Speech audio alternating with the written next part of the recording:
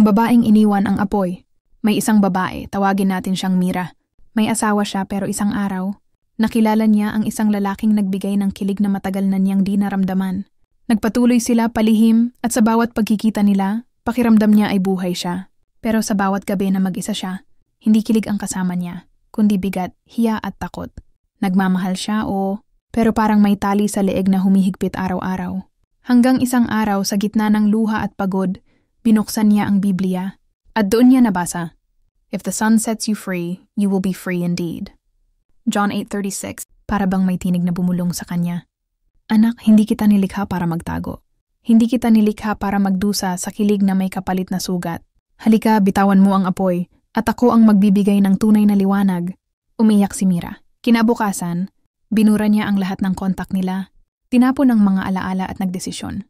Pipiliin ko ang hirap ng paghilom kaysa hirap ng manatili sa kasalanan. At sa bawat araw, habang umaalis ang alaala at bumabalik ang kapayapaan, natuklasan niya ang totoo. Hindi pala siya nawalan at nakalaya siya. Ngayon, siya ay muling nakatayo.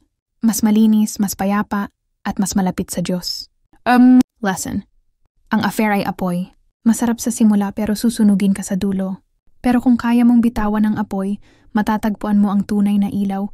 Please like, comment, and share. Para malaman ko kung saan lugar ka. Bro Chito Channel.